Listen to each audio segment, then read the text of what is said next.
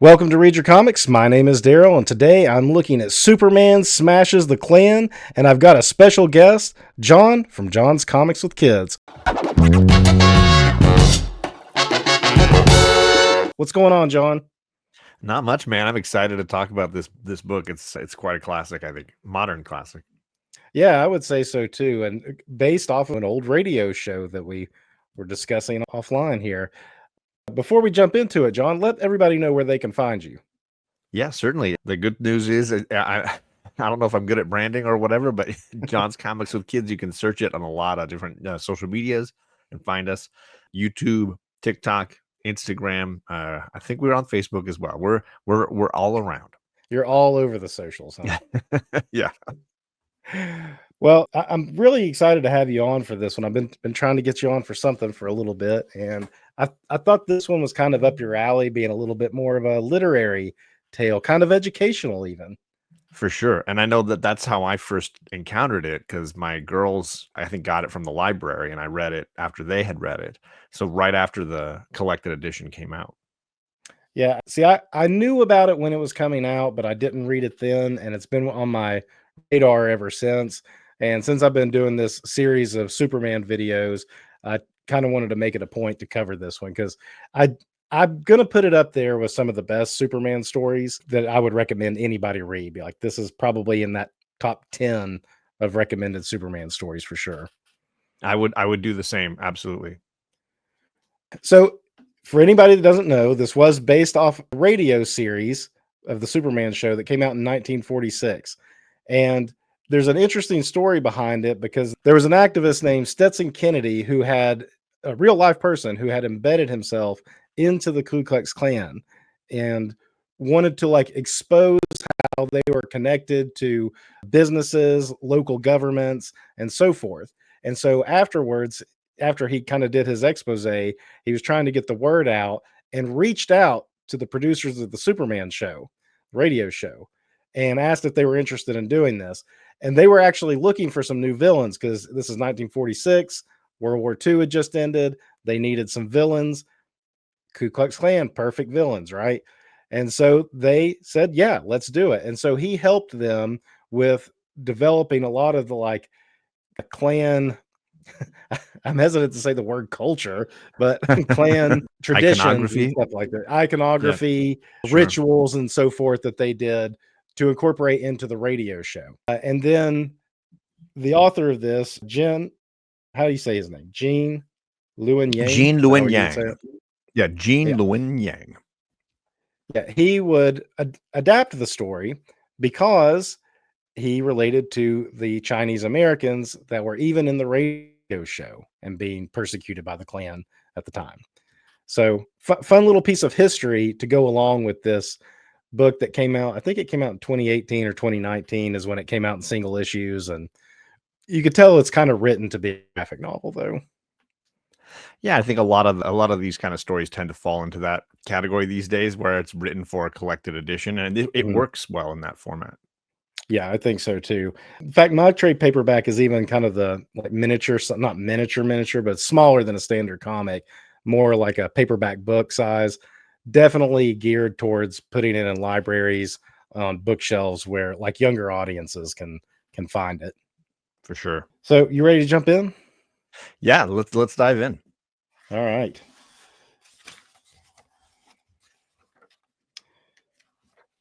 So we jump out with some action right off the bat. Superman's going to be taking on this sort of Iron Manish character, but he's like a Nazi. Yep. And we got Lois Lane being feisty as ever, and a great splash page. And we see the Superman that we're going to get in this. This is a period piece. It is taking place in 1946, and the artist decides to go with the Superman symbol, like the Fleischer cartoons, with the black behind the S. Yeah, this is a great way to get his first appearance in the book. He just sort of bursts across this page and punches the old Nazi on the jaw.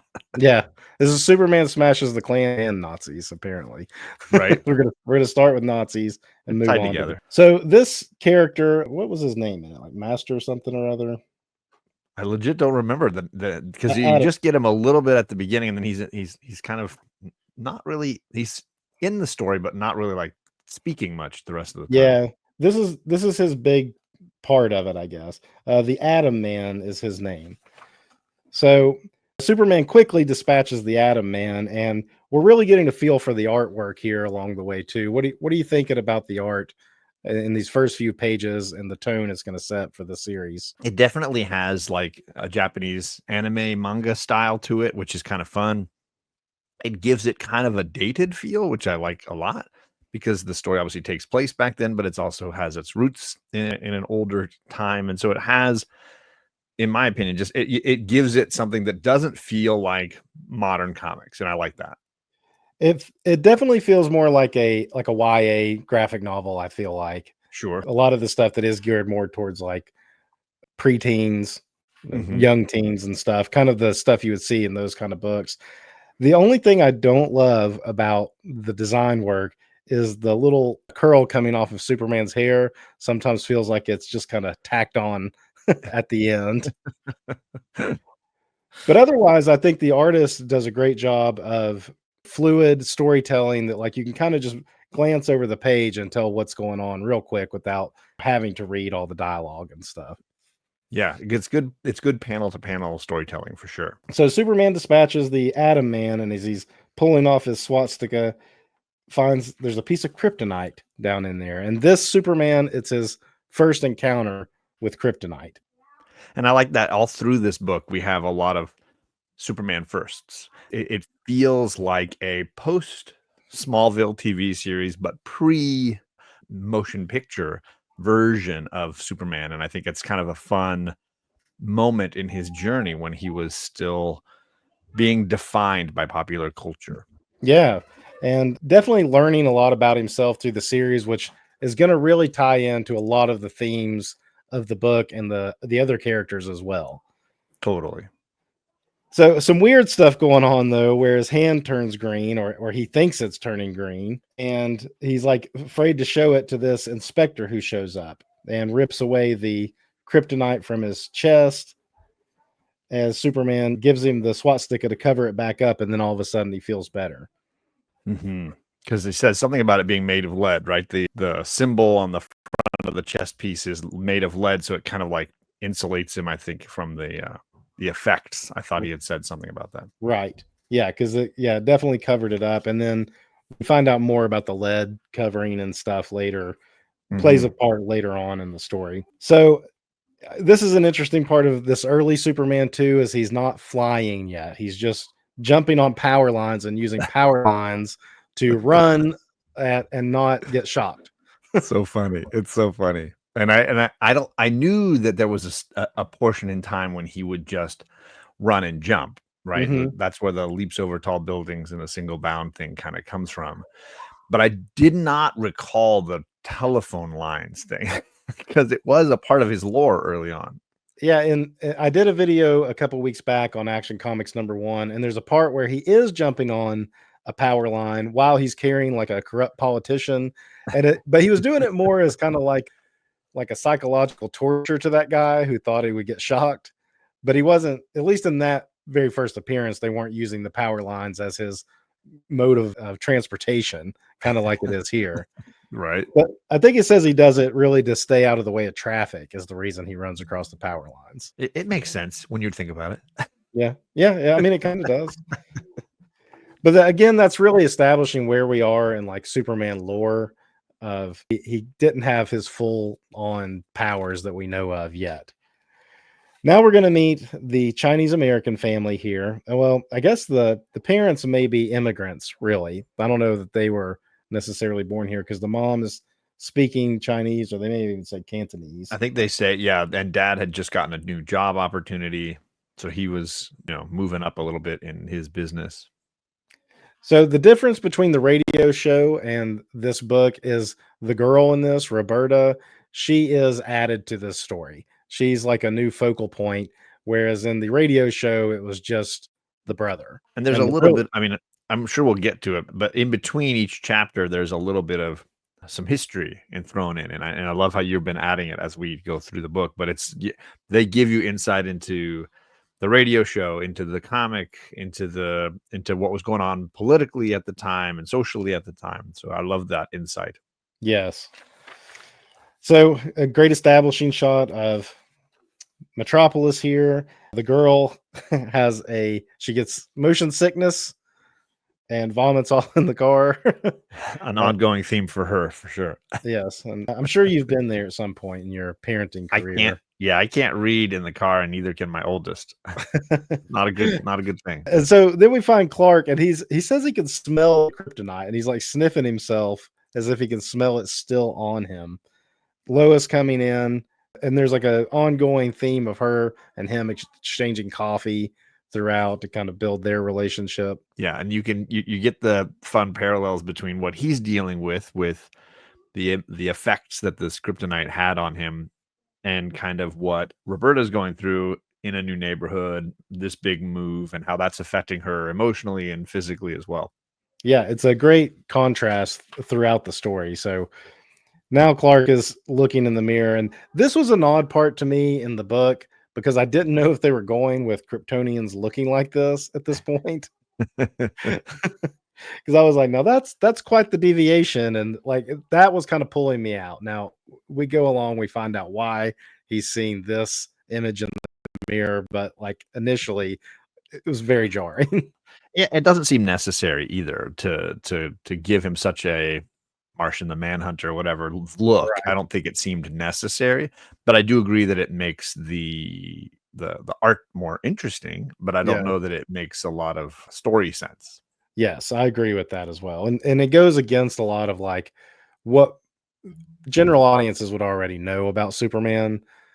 So yeah, I agree. I think that's I'm not going to say a weakness, but that's something that I would say probably could have been adjusted at an Sure. editor's level.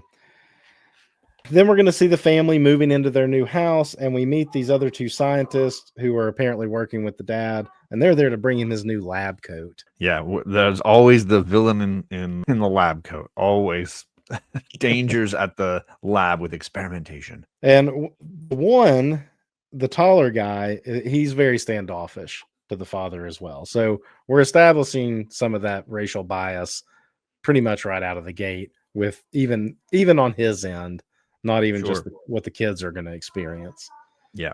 And at one point in one of the backs of the book, when they're doing the history bits, they talk about the gentrification and the GI Bill and some of the things that were happening with people coming back from war and immigrating to the US, and the challenges in moving into mostly white neighborhoods and being, a different race, and how that could impact the ways in which they found a new community.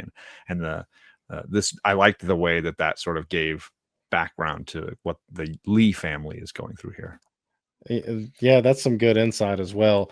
I thought even for the radio show to pick a Chinese family for the Klan to be harassing was an interesting choice because usually the Klan is associated with taunting African Americans, right? But Right. I mean, they're just a full blown racist group. It's anybody, but most of the time when you see Klan stories, they're targeting black people, and so Yeah. going for this, and as I said, like even for the 1946 radio show to choose the Chinese was an interesting choice. Well, I think coming out of World War II and all the hate towards Japan, I think that Mhm. there was definitely some crossover between the Japan families and the Chinese families because of ignorance, right? I No, can't of even tell course. them apart. Yeah, So they're all lumped in together. right.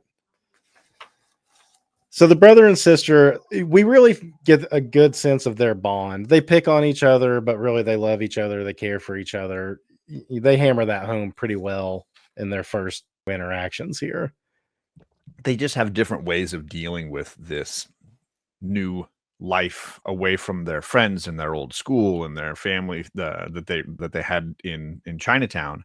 Hmm. And Roberta takes things very seriously and very personally, and she's not willing to kind of bend on that stuff. And her brother Hmm. wants to go along to get along, and he wants to make friends easily, and so he's willing to even poke fun at his family or his race if it earns him an in. Right. And that's like code switching is what you could refer to it as. For sure. And we definitely see more of that as he meets Jimmy here. Well, first we see there's Superman running across the power lines, and that's their first glimpse of Superman, which is pretty neat the way they Yeah. depict that, I think. But so they meet Jimmy here, who must live in the neighborhood. Jimmy seems I think really, they say he really, lives across the street, doesn't he? Like right across. I think he says something about living yeah, right across the street. yeah, he does. He says, "I'm your across the street neighbor." That's right. So Jimmy Olsen, right there on the front Yep, lines. yep. And I mean, Jimmy looks like he's like barely 14 in this.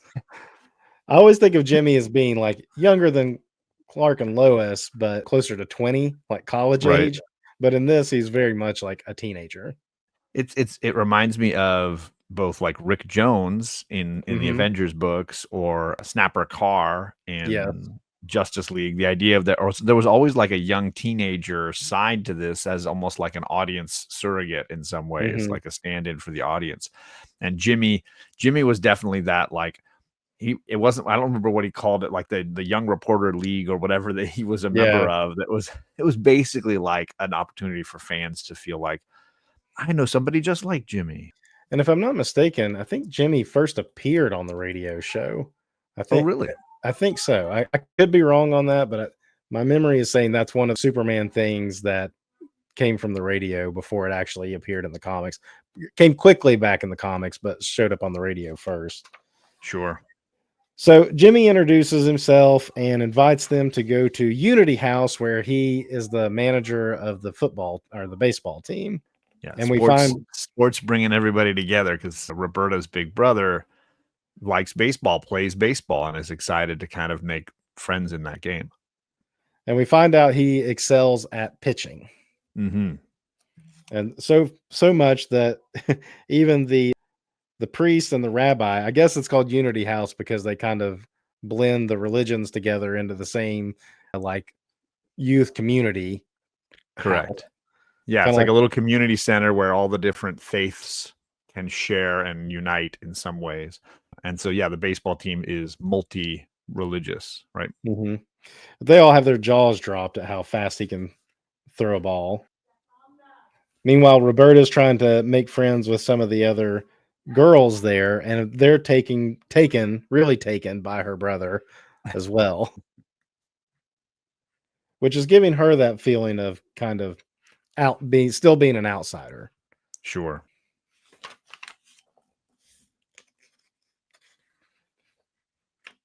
And then we meet Chuck Riggs, who is the former pitcher now. He was the Right. pitcher of the team, and Tommy kind of shows him up, not like on purpose. He's just showing what he can do, right? And Right. he's better than the kid that had been doing it. And so the kid's like, "Well, I can probably hit your ball," and calls him a yellow banana, which I don't think Tommy hits him on purpose, but then Tommy hits him for crowding the plate. And they don't spell it out, but it does seem like Tommy is not the kind that would bean a batter on purpose. It Right. seems more like he warns him several times, like you're crowding the plate. It's going to be hard for me to pitch. Like you're in the danger zone, and then he hits him. Yeah, Yep. And hits him in the arm hard enough that like even if he wanted to like pitch at the next game or whatever, I guess he's going to be too injured. But the way he reacts kind of irritates Jimmy, and Jimmy fires him from the team. Jimmy doesn't take no guff. Yeah. So the kid's pretty upset. He goes back home to his uncle and starts telling his uncle the story of what's going on. And you could tell though that he kind of understands his role in the whole thing, really. He was just upset that he was losing his position as the pitcher. Yeah, yeah. He seems the nephew seems far more level headed and able to understand that he has a piece to play in this and Mhm. isn't innocent all around. But that's not what the uncle wants to say. No, the uncle immediately jumps in to no, that kid, he did it to you on purpose, and I'm going to take you to something tonight and show you something. Here, Roberta's having like it out with her brother, who is she's not happy with the way he code switched, basically, Exactly. and is calling him out on it. So then the uncle takes him down a windy road into a field and they get out their robes. Yeah. And I guess it should be noted that they don't really call it the Ku Klux Klan in this. They call it the Klan of the Fiery Cross. And that was the same in the radio show. And I wondered why. I tried to research if there was a reason why. Like, was the Klan like an organized group that could have sued them or something for defamation? It I is. In don't. fact, in the back of the first issue, Okay. one of the biographical elements that they include is the challenges that the radio show had, because the KKK had a lot of sway at that point in history. They were controlling local governments. They had a large mass following in certain areas, and if they had to go through several drafts of the radio show script to make sure legally they were on solid enough ground to not have to worry about catching the ire. And there were protests, there were boycotts. The KKK did mount a response to this radio show, but it didn't come close to the impact that the radio show had. And actually, there's a lot of statistics they give for the long-term effect that this radio show had, because young people instantly gravitated towards the themes here and could sympathize with Superman, the creation of these two incredible Jewish writers. Yep.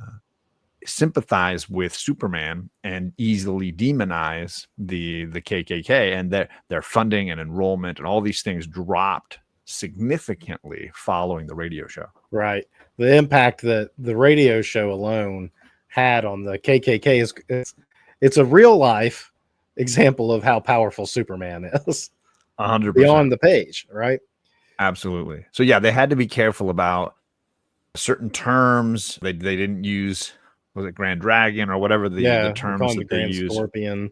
Yeah, they changed some of the terminology. They changed some of the designs for some of the robes, but they're very similar. Yeah. Well, I guess being a radio show, they didn't have to worry about the imagery as much. They could just be more vague about how to describe it. But here in the book, it's obvious what they're doing. Of course, the Klan, while yes, it still exists, it's not like it was back then. Very faux pas to be part of the Klan today. And so what little bit there is in Tennessee, it's around, but it's like a bunch of rednecks in a field just being idiots. It's there. We have new groups to worry about now, but yeah, this is definitely the imagery here with their robes and stuff. And then I've called the Klan of the Fiery Cross, which is what they do. Right. In keeping with the history for sure. Yeah. So the young boy here is pretty aghast at what he's witnessing. Yeah, he seems to still have an accurate moral compass at this phase in his life. But the challenge is does he have the fortitude to follow it? Yeah. And there's some good parts later on as we get into it about his relationship with his uncle and his kind of mixed feelings about the whole thing, about his uncle's role with the Klan and everything. So it gets interesting, and I think it creates some really like good human dynamics of people you care about doing things that you don't agree with. Sure. Then we get back into Clark and his learning. Basically, he's learning about being an alien here, that he's Kryptonian. So he's having this dream, and we see the alien Ma and Paul, and we get a flashback to his Pa Kent playing with some radio that has the Superman emblem on it that came with him in the rocket, and speaking Kryptonian, I suppose. Sure. Yeah, I like the inclusion of the radio as a technological device in the story here. It does harken nicely to the radio show. Yeah. And it even looks like it's funny because it's like this Kryptonian technology, but very much looks like a radio of the 1940s, like a small one. Clark's a little bit freaked out naturally by this whole alien stuff going on. And they're trying to get through to him and impart some message to him, but he's definitely resisting at this point. Right. Then we have a nice heartfelt moment with Roberta and her mother. Cut back to a nice splash page here. Oh, they're doing it at the Lee's house. That's right. Yes. The first one. Yeah. So the Lees are now being harassed by the Klan. They come and put a cross up in the yard and set it on fire to try to scare him off. There's jealousy too about the father getting this high level job at the what they call the Metropolis Health Department, and like they're taking our jobs kind of thing, and they're and a nice new replacing my house, and they got a nice house, and all the stuff is being given to them. There's all of that anti-immigrant sentiment going on in this that unfortunately is still very relevant today. 100%. Yeah. They're watching this happen outside. The kids are, and one of the members, a kind of a smaller one, is told to throw this Molotov cocktail at the house, and notice his red boots here. Yeah, if we're reading closely, we can tell that that's the younger nephew, right? And that his uncle is trying to force him to throw this explosive at the house itself. Yes, and the girl Roberta recognizes. Well, first of all, he misses. It hits like the gutter and just bounces into the yard. And Roberta notices that the boy that threw it, she notices the boots, which I guess I should have pointed those boots out. Back here, he's wearing the same boots there, because even she takes notice of it. They're like, who wears those kind of boots to to a baseball game or a Klan rally? Like, yeah. So then the police show up, and they're African American too, particularly the inspector. And even Mr. Lee doesn't want them messing with it. He thinks that that's going to cause more trouble, that these African Americans have now stepped in to help as well. Yeah, he's worried about his place at work, his place in the community, and not wanting to make too many waves. And if it wasn't for, I think, the one guy being the police chief, he would have really said, no, I don't want your help. But since he was kind of a city official, he allowed him to help put the fire out. Right. So, and they've mentioned a few times that this kind of thing has never really happened in Metropolis before now, that this has never been an issue. This feels like something that happens in other communities, but not our community. That's a recurring statement a few times. Right. So the next morning, here's Clark and Lois. They're doing their little coffee switch off that's ongoing throughout. And Clark and Lois get to meet the Lees here, particularly the children, to report on this story. Yeah, the family's a little bit tight-lipped. They don't want too much of the word getting out. They want to just try to ignore the problem and hope it goes away. So there's a sort of resistance to get information from them. Right. More flashback with Clark, and I thought this was a pretty interesting tie-in to the whole outcast, aliens, immigrant kind of situation. So Clark and his childhood friend, they're out like reading comics when some bullies come along to pick on him, which causes Clark to kind of his powers to activate. Yeah, he levitates, he uses his laser vision, and basically they all scream that he's like some kind of demon possession going on. Right. Even his friend turns on him and is like, get away from me, because he's scared. And so we see him looking at the comic about these alien invaders, and he didn't like the comics about the alien invaders. I guess it hit too close to home in a way, right? But I thought that was an interesting dynamic with what they were doing with the story, as far as like Clark's awakening of being an alien himself, and tying it within the whole story here of smashing the Klan and everything. Yeah, it makes you wonder, like, how's he going to get back to a normal life if everybody knows that he's got these abilities? Like, what's going to happen next for him? So then we see the kids are back at the Unity house, and they're discussing the whole situation that happened with the Lees. And they're kind of like, well, are you going to, you're our pitcher now. We need you.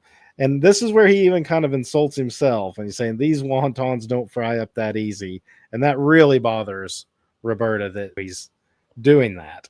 Yeah, because she feels she takes it real personally and doesn't appreciate the way he's I don't know, playing into stereotypes in some ways. More interaction with Chuck and the uncle.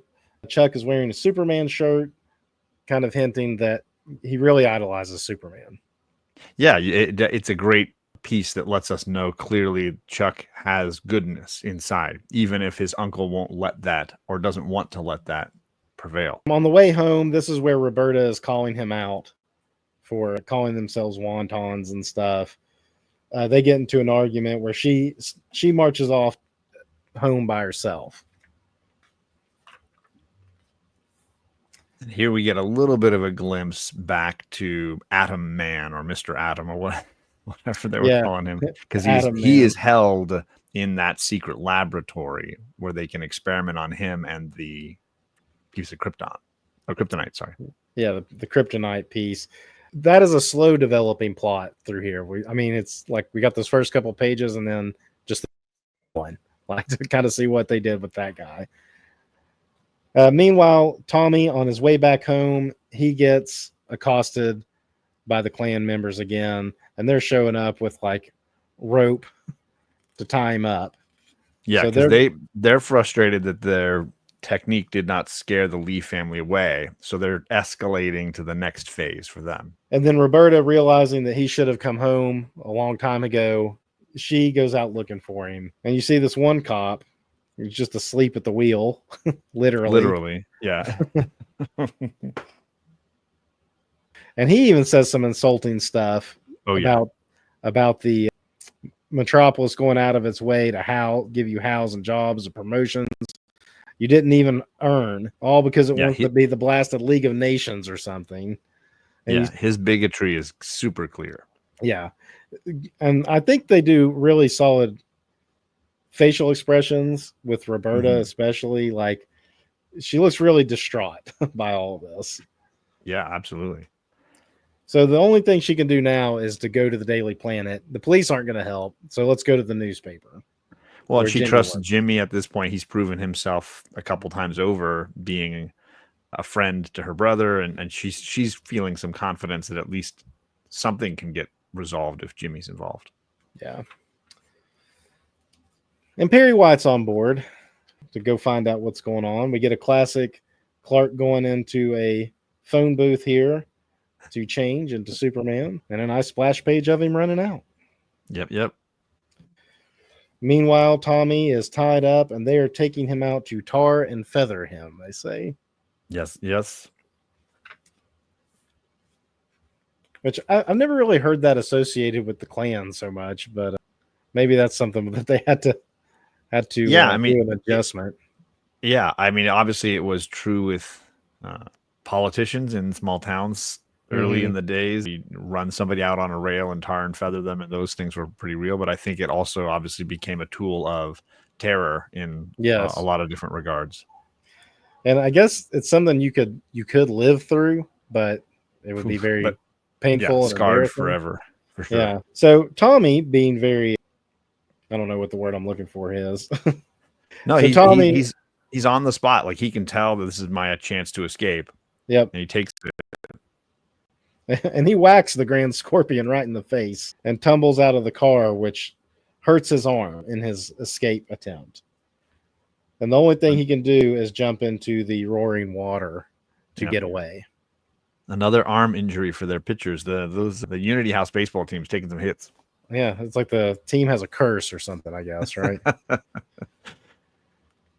So Jimmy, on his scooter, takes Roberta over to Chuck's house because she's already put it together that Chuck was with the Klan, calls him out, recognizes his boots, and the expression on his face, the surprise of being caught is great. So at first he just tries to take a bat to like scare her off. He's like hitting the bushes and stuff, and he accidentally swings and hits his idol, Superman. Yeah, I like this moment a lot because Superman doesn't want to demonize a kid. He wants to try to get through to him, and he sees the shirt and he sees the opportunity, and he's not trying to just. I love the differences between Roberta trying to just like get her anger out, and Superman trying to build a bridge, I guess you could say. Yeah. And so it's interesting how they're both trying to communicate with Chuck in this moment. Yeah, and I think they've done a really good job of when to use splash pages too, and I think this was a good moment For on the sure. page turn after the crack to see the bat falling down as he's impressed with seeing Superman. Jimmy happy to see him, and Chuck a little embarrassed. As he should be. So Superman's like, okay, what do you know? And he says, I think I might know where they take him out in this field. And he tucks them both up under his arms to take off running. And she warns him that she could possibly get sick on this journey. We see Tommy stuck in the water to set up our dilemma. So it's a good cliffhanger. Had you been reading this like month to month, which it was only 3 issues, 3 like double-sized issues, I guess. Yeah, yeah. They're all about 70-something pages, I think. Yeah, but it's a good cliffhanger of like, here's Tommy going through the river, and Superman's taking the other 2 kids running off to go find him. And hopefully they find him again. Tune in next week as we find out. So my book doesn't have like chapter breaks with the history like you were describing. Yeah, I think the single issues kept the historical elements into 3 portions, and so it broke up this little bit you're showing here into 3 sections. So each issue had a small historical context portion. Oh, okay. Because there's this backup here. Is this kind of what it is? Okay, so they just put it all in the back of this. Correct. I think each book had about 3 pages worth. Okay, that would make sense. So it's about 9 or 10 pages total, and each issue had a handful of them. Yeah. So still in this book, but it's collected instead altogether. Sure. Yeah. All right. So Superman's gonna rush to the water and save Chuck. I like this double page spread of him leaping, even sound effect of leap. So good. And again, this is that time when leaping tall buildings, they mentioned this a few times, that it's like, this is what he did. He was not flying, right? Right. Pre-flight Superman. And as they land, it upsets Roberta's motion sickness. Yeah. Oh yeah. She was holding it in that whole time. You could tell. Yeah. And then here Superman starts using, I guess he's getting contacted by his Kryptonian parents again, who are still looking like aliens. Only he sees them, so they're kind of like looking at like, Superman, are you okay?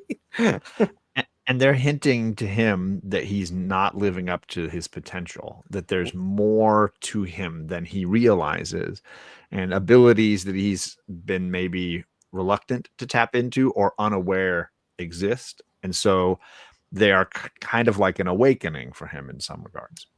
Because it doesn't seem like he maybe had super hearing or didn't realize he had super hearing, or and the X-ray vision. Yeah. And these alien parents are kind of hinting at him to like kind of use that stuff. So he's able to see through the river and sees Tommy underwater where other kids wouldn't be able to, or humans would have been able to see it. So he's able to dive down in and save Tommy. Now, none of this was in the radio show. They didn't dive into this stuff at all. It was strictly the Tommy and Jimmy, Perry, all of them. But there wasn't any of this like Superman's alien origin going on in the radio show at all. So that's an interesting addition too. But like we were saying, it's adding to that dynamic of how Superman can actually relate to this family in a lot of ways. Sure. So he saves him, and Chuck is kind of showing how he's like sorry for causing all this in a way without outright admitting that he's to blame. He's definitely carrying the burden of guilt in a lot of ways.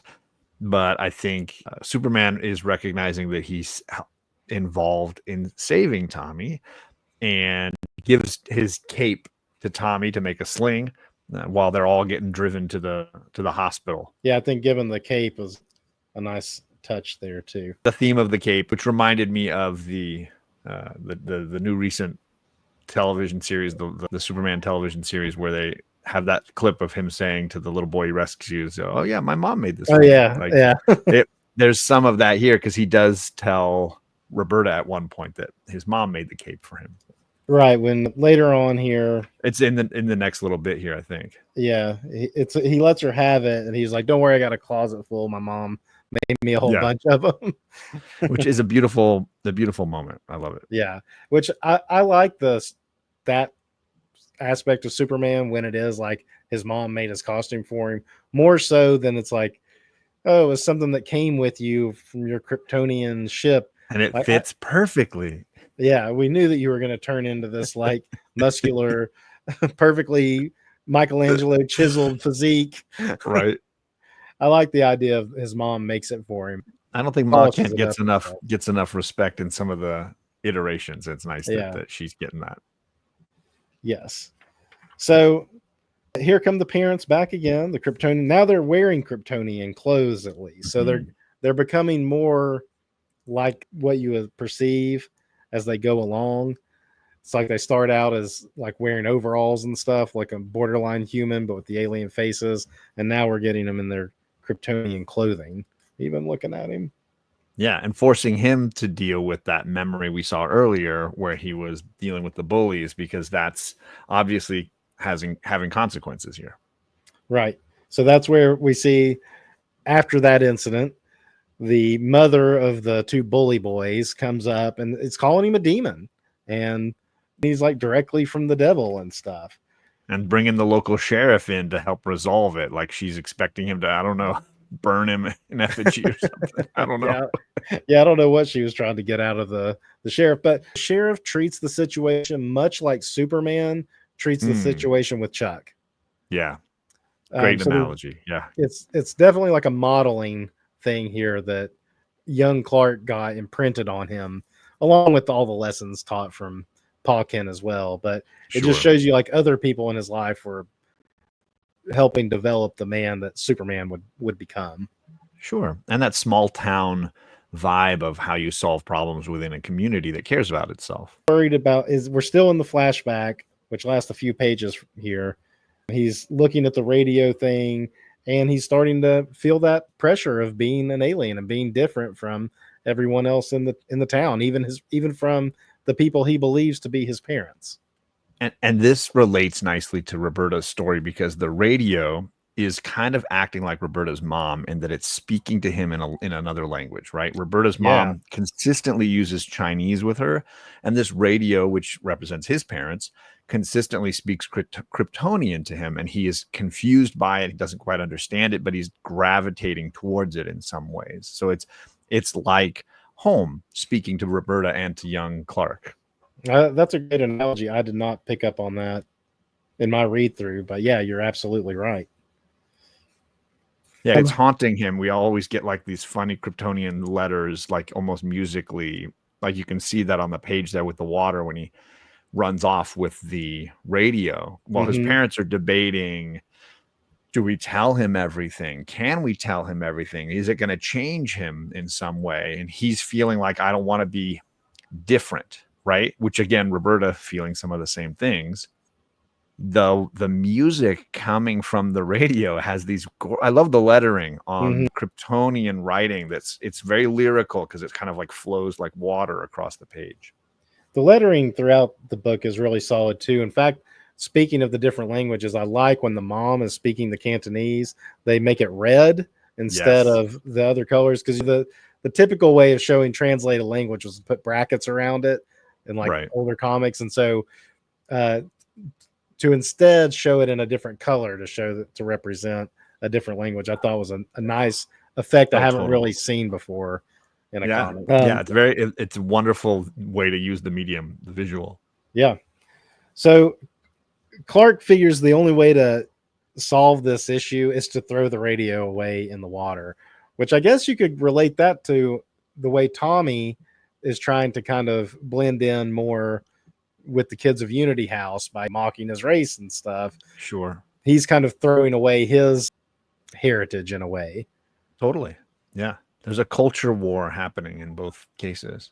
Yeah. So then they're telling him, you're a lot more than you are, and you need to be everything you can be. So here's the mom speaking in the Cantonese, and hers read right there. Yeah. And the mom is she has a hard time like trying to stick with English. The dad keeps telling her, speak English. And she's just like, no, like, Right. I need to communicate what I'm going to communicate, and I'm going to do it the best way I can. And this scene, I think it makes the most sense. Earlier, you can see her kind of bend to his request and try to do English.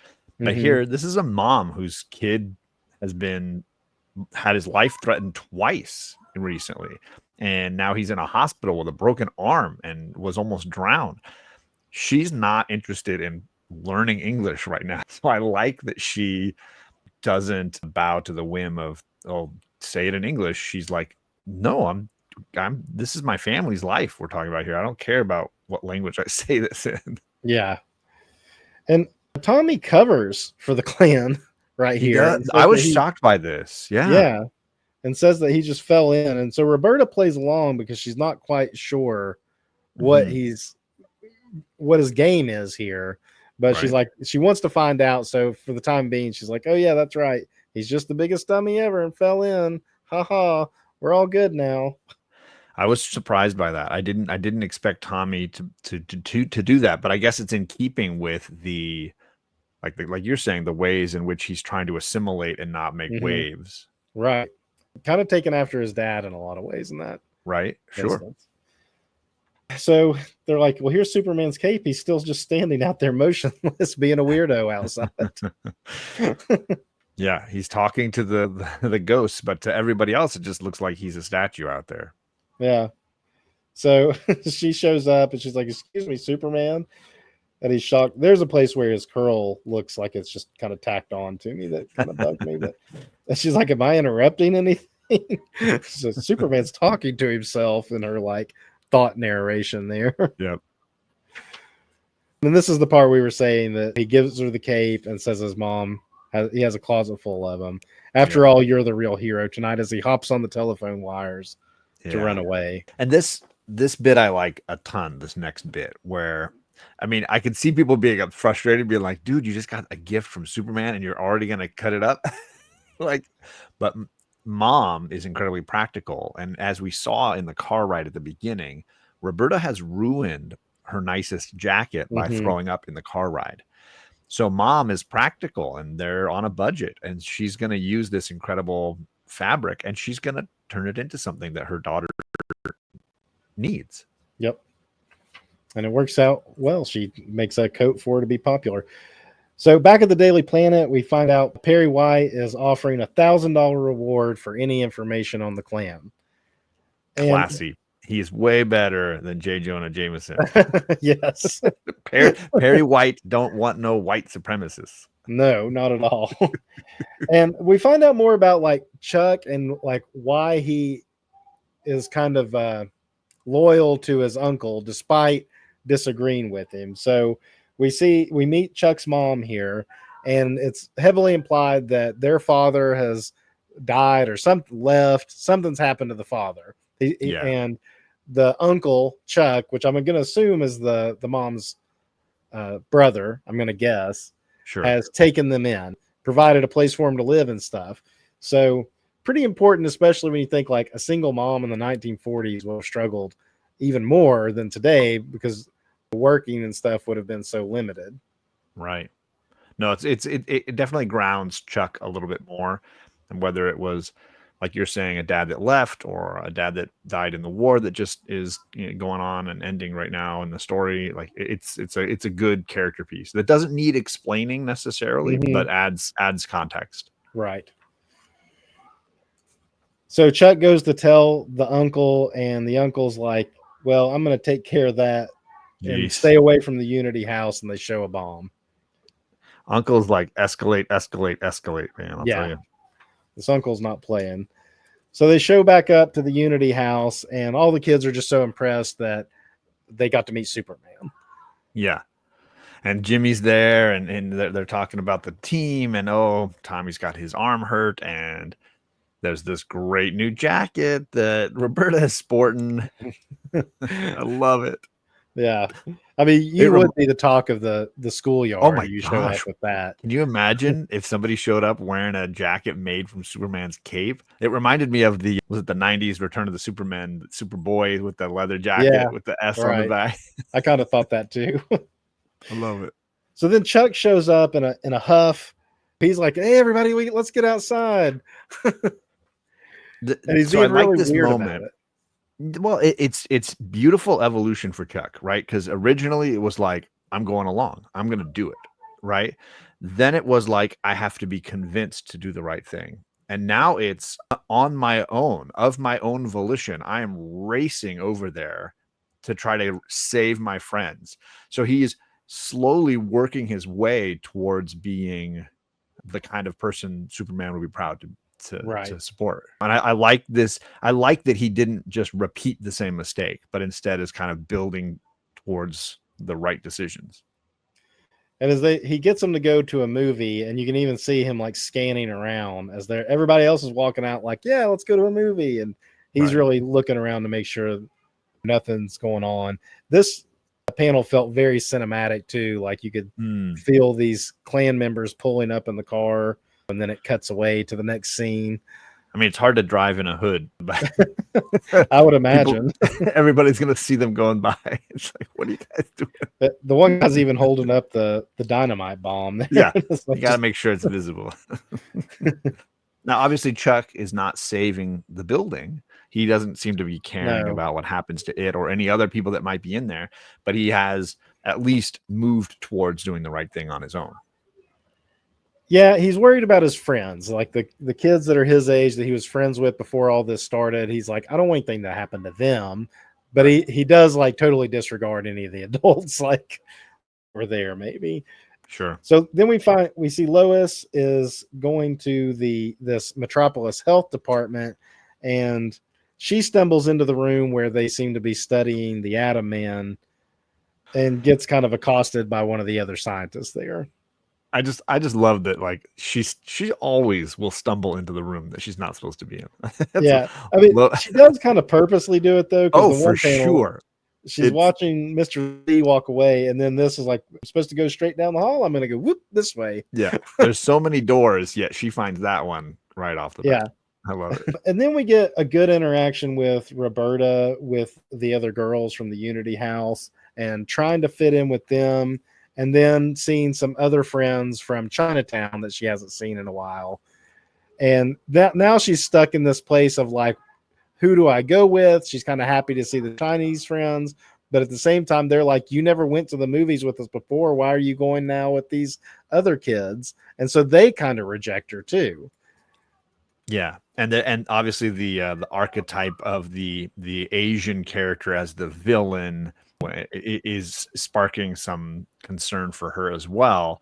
But yeah, she's a girl in two different worlds now, and doesn't necessarily feel welcomed in either. Yes, the movie thing plays into it, which was a very common trope of the time period as well. Yeah, for sure. I like the scene over here with Clark in the coffee shop too. He's looking at his alien parents, and Lois accuses him of looking at the woman there in the window. You can't catch a break. Yeah. And she's like, fine, if you want to stare at another woman when I'm right here. But it's like they're not in a relationship, but they're in that like flirty, early, awkward stage of a relationship or something. And yeah. She feels very ignored for sure. So he rushes out though and goes to the top of a building where he can have a chat with these two parents. And they spark some more memories in him as a child as well. Exactly, yeah. Where he meets Lana Lang, who stands up for him. I like the visuals here, especially with what they do with his eyes. And as you again have those lyrical Kryptonian letters, and you can see the intensity building on him again, and he starts to hover off the ground. Yeah. I think the little bit of hovering, because we are in this phase of him just leaping. So you are like, well, he could obviously kind of levitate and fly. Why does he not fly at this point in the story, right? And I thought that too when he levitated earlier, shot at the other kids. I was like, well, he's flying here, but he's leaping there. But it all makes sense. They tie it up as it goes along. So he meets Lana, who's kicking the other kids in the shins and stuff to stand up for him. And metaphorically, again, you've got friends standing up for you so that you don't have to necessarily fight on your own, which is kind of going on with Tommy and Roberta as well. So the first confrontation, Clark was kind of on his own. His buddy didn't necessarily stand up for him with the bullies. And now this time he does have someone stand up for him, and it means he doesn't go full Superman and blast the laser vision. I like that. Yeah. Even like it's like turning it off where his eyes return to normal with that question look on his face and his feet back on the ground. Right. And then he basically tells his Kryptonian parents to get lost. Like, leave me alone. You're making me feel really awkward and out of place. I mean, I think, is this the part where he even says like he's just trying to fit in? Like, I'm just trying to fit in with be human. And Yeah. you are making it harder by your random popping up like this.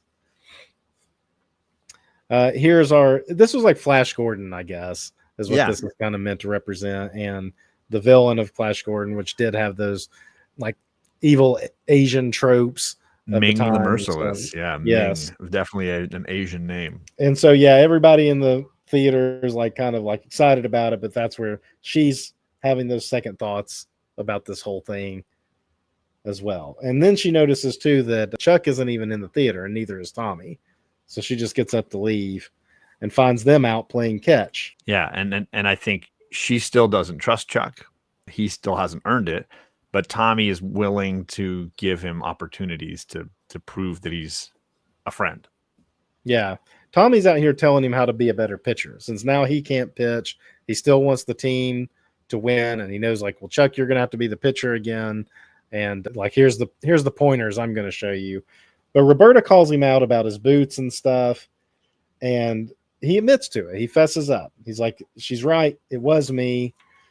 But then he said he didn't really want to. And Tommy's like, I believe him because he's a pitcher and he could have thrown it in the window and burnt the house down. He purposely missed. I love that. I love that Tommy says something that Roberta couldn't understand, which is that, look, he's good. He's a good pitcher. He would not miss that far, that bad on accident, even in a moment of stress. So he did not throw that Molotov cocktail earlier with accuracy. He was intentionally not trying to harm anybody. Which I think was a nice touch about how he didn't want to really be involved. But he's a kid being like taken out by his uncle, who's at this point kind of his father figure. It's like, how's he supposed to say no, really, right? Exactly. But the way he can do it is like, well, I don't want to set the house on fire, so I'll just make it hit the ground somehow. And that's all he could do. But now he starts to confess to the fact that maybe the movie theater wasn't just an accidental idea, but maybe he was trying to save them all from something he knows is going to go down. Right. And that's when they're like, well, what about the other people, the rabbis and the priests and stuff? And he's like, I didn't even think about them. And Jimmy walks up like, because he saw Roberta walk out of the theater. So he follows too. And he's just kind of, he overhears it. And was like, well, we've got to go back and warn them. So yes, they all head back. And a lot of time has passed because now it's like almost nighttime or it's dusk. Yep. By the coloring. And the KKK guy, or the Klan guys are climbing out the window. So they've planted the device. They're on their way out. And we can see lights on inside. So we know that there are people in there that are going to get killed if this thing goes off. And Jimmy kind of takes charge as like what they need to do. They've got to split up, and he and Roberta are going to go in and save them while Chuck and Tommy go call the police. It makes sense to send Tommy off with the busted arm, be like, you go do the phone call part. Right. And Chuck, I guess they're like, well, Chuck, I don't know that we can 100% trust you. Thank you for getting us this far, but why don't you just go with Tommy to call the police? Yeah, for sure. And I think Jimmy knows that Lois Lane is one of the most trustable people, and maybe there's a vibe he's getting from Roberta that reminds him of her. Yeah. In fact, he says we're going to go full Lois Lane on confronting these people. And they treat this situation very much like Lois treated the Atom Man at the beginning of the issue, where she's just kind of like, he's up there to destroy the bridge, and she's like, hey, Lois Lane, reporter of the Daily Planet, what is your goal here with this? And Jimmy tries to do like kind of the same thing with these Klan members as they're climbing out the window. Yeah, they're trying to delay these guys long enough for that help to come. They're trying to get information, and it's a fun delay tactic. Clark and Lois having their coffee swap again. He's there to apologize to her about the coffee shop, and is like, I'm here to listen to you. My focus is on you. You talk to me and tell me what you want to tell me. But he, at the same time, he overhears the Tommy and Chuck calling the Daily Planet to tell him what's going on. So even then, he can't give Lois all of his focus. No, because now he's hearing like, oh, like if the Lees are calling, something's going down. I need to be jumping into action, but I can't be rude to Lois. Oh well. And then she's like, oh fine, you're listening to the blonde, then go listen to the blonde. I'm going back to work. And so he goes over to find out what's going on. It was Tommy Lee. And on the next page over, you already see that he's going to turn into Superman and come help him there. This whole sequence, though, this back and forth between the Daily Planet and outside the Unity House, I think is really, there's a lot of action happening here, and it feels very like a fast-paced TV show or something. Sure. We're getting quick cut scenes like this is happening here, this is happening here. They're intersecting with each other. Roberta's kicking the Klan's members in the knees and shit. That's the big thing for the girls to do in this book is shin kicks. Yeah. Yeah. Got to do it. Great shot of Superman holding up two Klan members by their robes. He looks so 8 feet tall here. Yeah. And then he's what? I only need one of you to help me find the bomb. So I'm going to throw the other one up in a tree and take the other one with me. And just dragging them along too. All of this is, like I said, very fast paced as they get through. And they go in here and we find the rabbis and the priests are all tied up. And this Klan member is saying he doesn't care. He's not going to give any information. He'll happily die in the bomb too and be a martyr, or so he thinks. Yep. And then we see Superman's looking for the bomb, and now he wants those parents to come back and tell him how to use that X-ray vision again. Exactly. Yeah. He's at a loss as to how to find it. The Klan's member's not going to help. They're running out of time. And I think this is a great layout too of the diagonal panels, the ticking going on. It's all like it adds to the drama and the sense of the scene. Superman, he's not able to find it though in time, but so he just grabs everybody and jumps. Yeah, sadly the bomb goes off. Unity House gets blown up, but we've rescued everybody at least. Right. Meanwhile, we cut right back to the Daily Planet. They're kind of like, well, what happened to Clark? And we find out why the Grand Scorpion wasn't the one there planting the bomb at the Unity House. He is now taking on the Daily Planet because they put out that reward. And so he's just, like you said, escalate, escalate, escalate. Yeah, they're showing up here. They're taking hostages, and they're going to literally leave their mark. We notice this one Klan member is portly. Heavy on, yeah, he's a little doughy. That's why he has the baseball bat, the barbed wire bat, like Lucille. Yeah, that's funny. So then again, we get back to that Klan member who said he was ready to die, and he's pointed out his robe's on fire, which he panics. Which is there's some levity here at the expense of the racists, right? 100%. Yeah, but we're not done yet. They leave the guy in the tree. Yeah, don't leave me up here. That's a great panel too of them like going off on Jimmy's scooter. Yeah, because they realize that something's going to happen at the Daily Planet, and they got to get over there. Yep, and they get there, and there's a big fiery cross burning at the top of the planet for the cliffhanger of that particular chapter. Yeah, great visual. Yep. So chapter 3, the final chapter. To go from that cliffhanger into a flashback of a county fair was like, whoa, I wasn't quite ready for that. I figured it'd pick right up. But nope, we're a little jarring. We're getting Clark as a teenager with Lana now, and they're not boyfriend and girlfriend, even though the Kents are like, okay, whatever you say. They're just friends.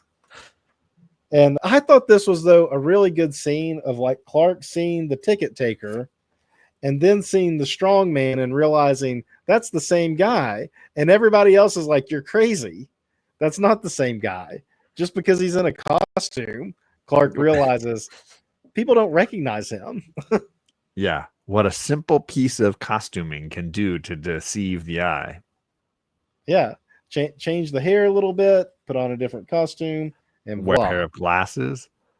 Yep. Totally different person.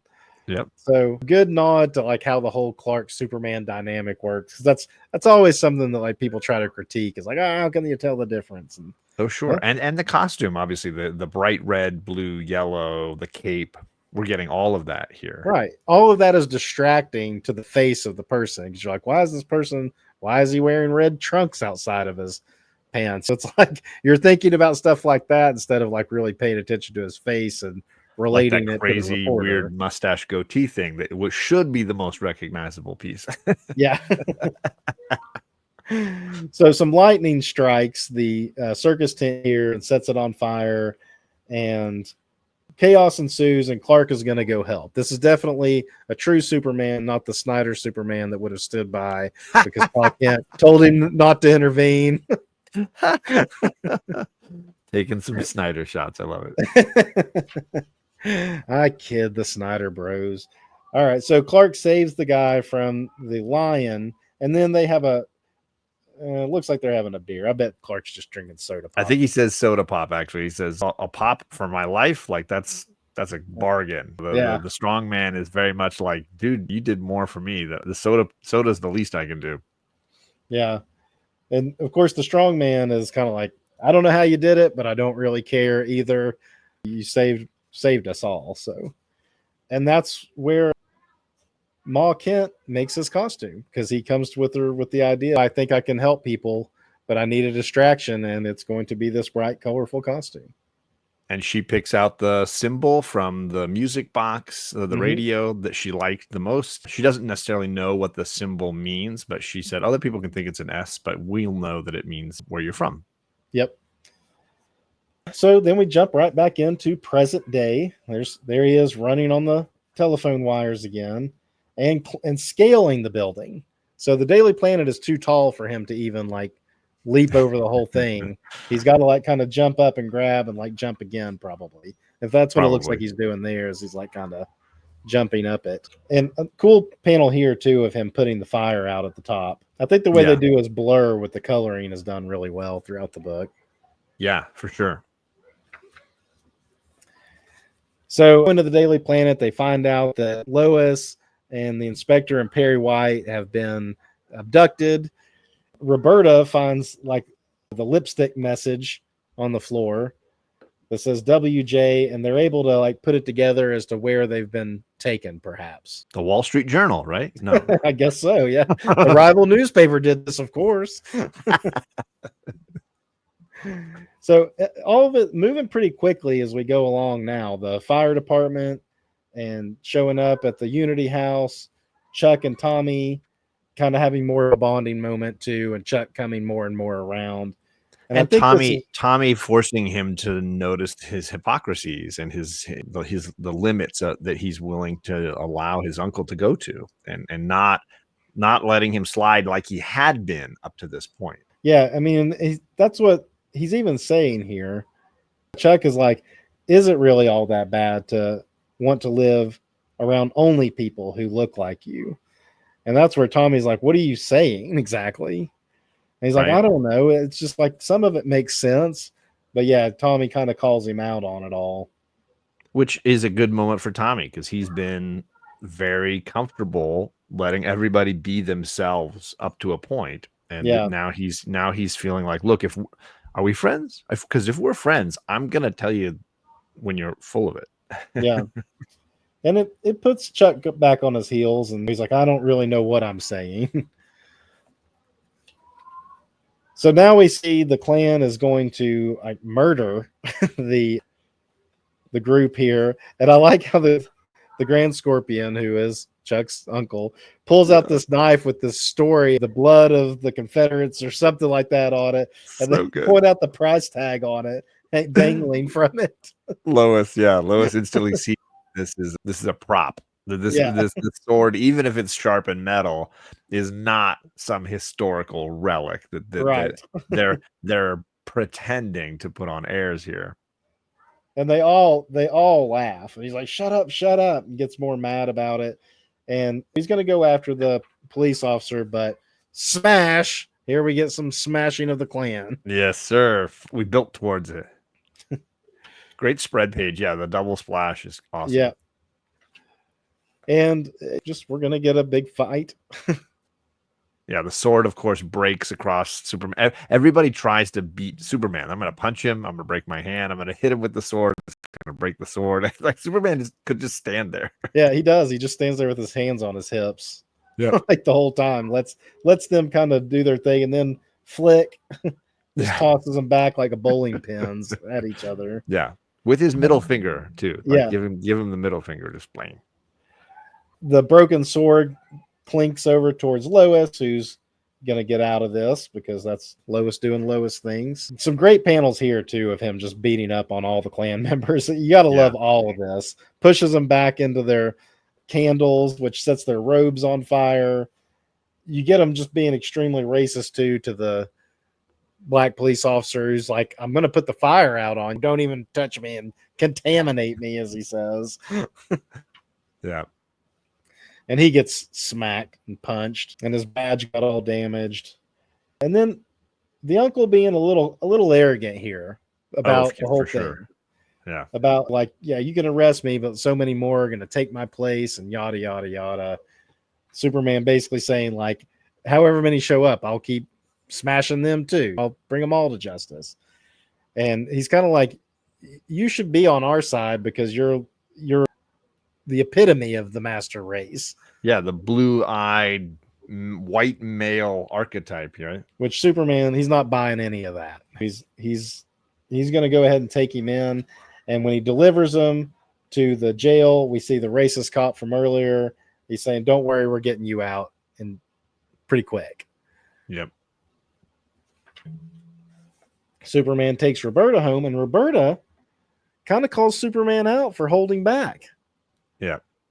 She seems to have cottoned on to the idea that he's not that he can be capable of more. Just in what she's seen of him, right? Just in his interactions with her, she can see like you're not really like jumping. You could probably fly if you tried. Like she is definitely speaking up in real life for those ghost images that he's been hearing up to now. Because she notices that he's able to kind of slow his descent and his jumps, and that's really defying physics. And she's like, if you're able to do that, you can probably do more. And and is even calling him out like, you're holding back because you're trying to fit in with everybody. But by doing that, you're actually putting people in danger because you could have just flown and saved them much quicker at the Daily Planet instead of scaling up the wall or whatever. And I mean, she calls him on it, and he's just kind of like, have a good night. And then she's kind of kicking herself for talking to him that way. But she was absolutely right, and he knew it was right. It's almost like Superman was embarrassed, and so he left. Yeah. Yeah. And she's got that Lois Lane streak where she's just like, I'm not going to let you lie to me. But he takes it to heart because he immediately runs to Smallville, sees Ma and Pa, and says, whatever's about to happen, whatever I find out, I want to know that you are still going to love me as your son. And they're like, of course. Like, nothing's going to change no matter what. So he goes to get the radio out of the water, and as he dives down, we see a familiar crystal trail leading to the Donner, Fortress of Solitude, but it's underwater in Smallville in this case instead of it's like a miniature version of what it could be. But it was in there, and now the Kryptonian parents are looking more like him, like human. Yeah. And I love their classic design here too, that it's kind of a cross between the pre-crisis Kryptonians and more modern ideas, because old Jor-El had like a sun as an emblem. He didn't actually wear the S. Like, it wasn't really like the family crest as it's kind of been morphed into over time. Well, and she's got the like Mary Marvel Shazam kind of look too. Yeah. Like the old it's like Shazam. Is it like a dress, or is it like kind of short skirts, like shorts? I don't know. Yeah, skirts. It might be like shorts underneath the skirt kind of thing, right? Skirt. Right. Yeah. Good splash page there, and then we're gonna meet the person who's like even above the Grand Scorpion of the Klan in this instance, and he's wearing a green robe. And this is like a very interesting aspect of the whole thing, of the Klan being really in it just for money and grifting on hate. And that actually is in the radio show too. And I thought that was a very interesting way to like kind of lessen the Klan and lessen their intimidation by showing the like they're not really in it for power necessarily. They're just in it for money. Like Yeah. The ideals are not really ideals. They're just a means, and it cheapens them if even if the ideals were meaningful, and they're not. The ideals aren't even being held up to any value. yeah. And he's like, how much did you make off of membership fees, off your markup on the robes and all the other stuff that we saw, like the sword we saw earlier, right? So it's like all of that, the Chuck's uncle here was making money off of it and filtering it back up to the top, who had a bigger plan. And it is revealed this is the scientist from the Metropolis Health Department that we met greeting the Lees at the beginning of the issue, but he wasn't the one that came off as the racist one. Then he came off friendly. So I think that's kind of showing that the Klan was infiltrating everything, even people you trusted. Yeah, and that racism comes in all forms, right? Overt and subtle and institutional. There's so many elements at play here simultaneously. Yeah. So the Lees are having breakfast. It seems like some things might be getting back to normal for them, or so they think. Because as far as they know, the Klan has been like kind of arrested at this point. They don't realize that the one racist cop let him back out. The dad says he's quit his job at the health department, and they don't really understand why, but he's going to find a new job. And Lois drops by, and like we've been saying this whole time, there's something about Roberta that's very much like Lois. Lois recognizes it too and brings her the gift of a pen. Yeah, it's a sweet moment between young and old guard journalism, right? And she mentions how her dad has quit her job, and she's like, what? Why would he do that? And she says, I don't know, something about not believing in the mission anymore. And Lois is kind of like, well, there's your first clue. Get to it, reporter. Find out what's going on. But Lois, you'd think Lois would want to follow that lead herself, but maybe she thinks it's not as significant as she realizes and just tells Roberta to get on it. Like, find out for yourself if that's something you want to know about. Right. And then we're going to get Superman's Kryptonian origin here. Well-trotted material. But for Clark, maybe the first time he's going to hear it this way. Yeah. Right. But for us, the reader, we're all very familiar with it. But it is all in service of tying it in with him being an immigrant, I guess. Truly. And to your point of this being maybe, I think you said when we were off air, that this might be among your favorite Superman stories, including his origin allows it to be something that's even more timeless. Oh, yeah. Yes. It's definitely something that you could hand to somebody that has never read a Superman book ever, knowing very little to nothing. And right. You get a complete Superman story altogether here. Totally. So Roberta decides to snoop around. She finds this lead ball, and does she open it here, or is that later? I think it's later. Okay, so she finds this lead ball and her dad's journal, and she's getting into that. Meanwhile, back over at the higher ups of the Klan, he's kind of explaining what the Klan's motivation really is, at least on his level, and it's to develop these weapons to combat Superman, so that like Superman's the only thing that stands in their way of like pure political power. And so they're going to use this Atom Man from the beginning and the rock that was in it, which they call something other than kryptonite. Yeah, they don't know what it is. It has yet to be identified, but they do have these lead built weapons that can house the energy and allow them to battle Superman. Yep. And that's essentially their goal here.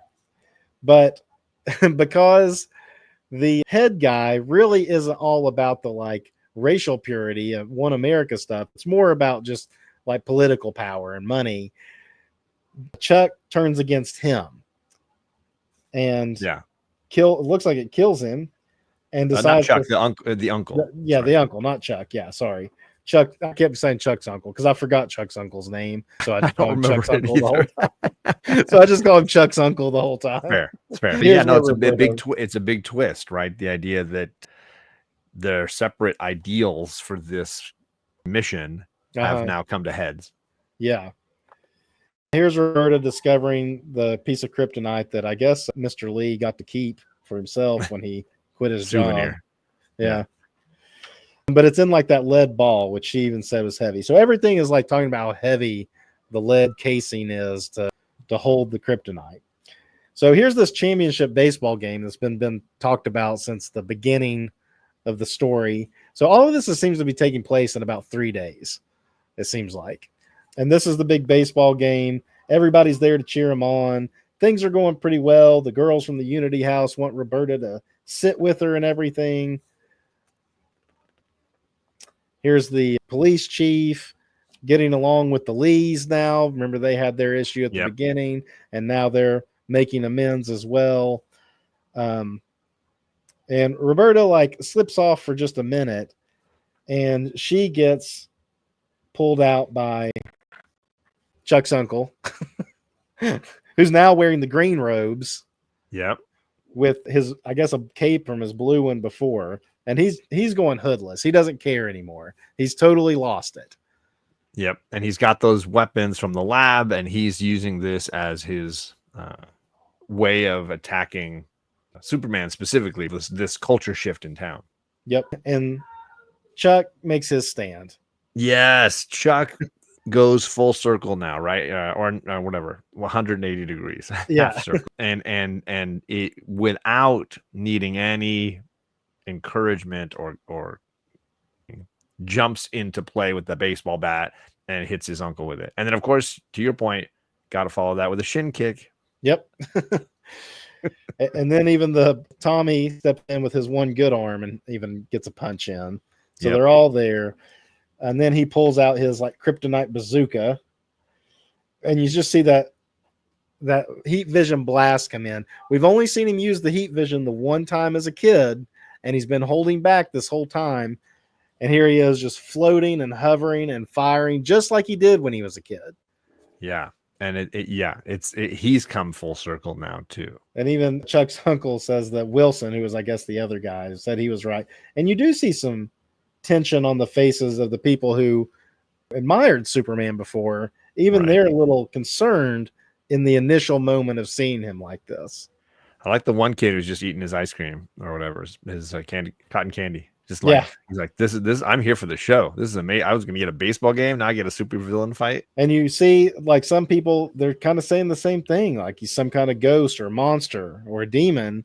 And you see the look on his face is almost like he's not doing the right thing by revealing himself this way. But he sees Lois, who is still smiling at him, and realizes it's going to be okay. Yeah, you can't. That's that concept of conforming to a societal norm when it's not true to your character, right? This is a big defining moment. And Superman gets to give essentially his soliloquy, I would say. Definitely. Of the whole thing. And then they have their fight where he fights off the kryptonite, and it's doing some damage. Roberta has the lead ball, which she's able to toss to him, and she's got a little pitcher's arm in her too. And Superman's able to use the lead ball to plug up the hole of the kryptonite cannon, which makes it like backfire on him and end the whole thing. And again, crooked cop gets his just desserts because the African American, the inspector, is like, no way, you're going down, buddy. Yeah. Yeah, that cop, it's like he only played a small role in it, but even he gets his comeuppance there at the end. But Chuck's uncle isn't done yet. Nope. He's going to go kamikaze. Right. And some solid panels here as well, as Superman flying is able to whoosh him up. Good panel breaks. Composition of this double page spread is really well done. And the color work, just like we saw him running on the telephone lines, the blue and red stripes as he goes running. And now it's when he's flying. Yep. And he's able to stop the bomb so quick that even Chuck's uncle says, "How did you do that?" He says, "I'm not quite sure, but I'll figure that out later." And then he pulls out another kryptonite weapon and slashes him with a knife, and they start to fall, but he's able to recover again. It's like he beats him a couple times and then saves him a couple times, Yep. all in the span of this like couple of minutes. But then the crowd realizes like Superman's on our side, even though he can obviously fly now and does more than just elevated human stuff. He's doing beyond human stuff. It's cool. No, I like it a lot, and it escalates the story each time to let Superman face another layer of challenge. It's fun. And then we just kind of get a nice, neat little bow on everything with Roberta stopping in at the Daily Planet. I don't really know why she tries to give Lois the pin back, other than they wanted to bring up like the name, I guess, the initials, so that Lois can say, "I did my research and I know that your name is really Longxin." And and then we get the closing shot of her being a cub reporter working with Lois and Jimmy. Yeah. And Superman flying off in the distance is kind of like an action. It's the end, but you could continue another story of this Superman timeline with these characters if you wanted to. Right. Well, I mean, I'm assuming that the monogrammed pen case has more to do with needing every single woman in this universe having the initials of LL. Yeah. Yeah. Can we Yeah. just Lana Lang, Lois Lane. come on, Yeah. Gabe. Give me a break on this. I like alliteration as much as anybody, but Yeah. I mean, one thing we didn't really touch on throughout is they also were trying to almost build up a little romance between Jimmy and Roberta, which I maybe, thought yeah. that's where I was like, okay, I guess Jimmy's more like 15, 16 years old, but I Roberta's took it kind more of as a close to the same mentoring age. thing. I didn't see the romance aspect of it, but I might not have been looking too closely. I also Well, had a question about the idea that her name is almost Robert E. Lee. It's Roberta Lee. Like, oh yeah, there's yeah, a tie to the Confederacy that I thought was kind of interesting, and how it's not really her name. It's the name that she was given yeah, when she's assimilating into American culture is Robert E. Lee, Roberta Lee. Like I thought it was interesting that was then sort of erased at the end. The idea yeah, that she was like, no, it's not my real name. That was the name that I was given. yeah. That's pretty clever. I don't know why I should have caught on to that, and I did not. But yeah, It's a testament to how rich this is and how layered and how much is going on here that each time you invest in it, there's more to find, I think. yeah. So yeah, as I was saying, I think this is a really, really good Superman story. It's one to recommend to anybody just wanting to read a good Superman story. It's self-contained. You don't really have to know any continuity. You really don't even have to know much about Superman because it is all explained in this, like his And it's good origin and for everything. all ages. I think anybody can access this at their level and get something out of it. And Sure. I honestly was really impressed rereading it and checking in on all the historical bits in the back.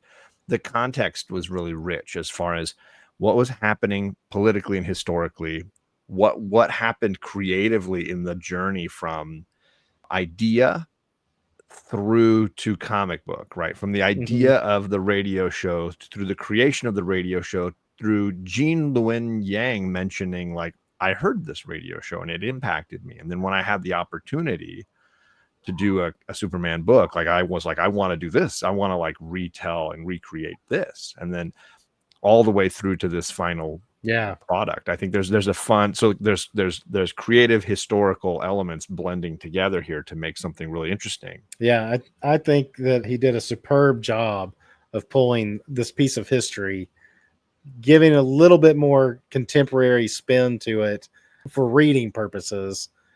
And it's definitely something that needs to be propped up in libraries and bookshelves across bookstores and stuff. Yeah. And that's how I first found it. Again, my girls went to a local library. they saw it, they're like, this sounds crazy. Like, is this really what it is? Like, what is this? And yeah, it was great. And indeed it is. I did not read this one with my kids yet. I probably will at some point during the summer. I knew I was doing the show with you, so I just wanted to kind of get through it. I was already reading some other stuff with them, but it is good for all ages. I think my youngest being 10, I would feel very comfortable with him reading it on his own or reading it with him and kind of using it as conversation starters for some of this stuff. Real world implications behind it.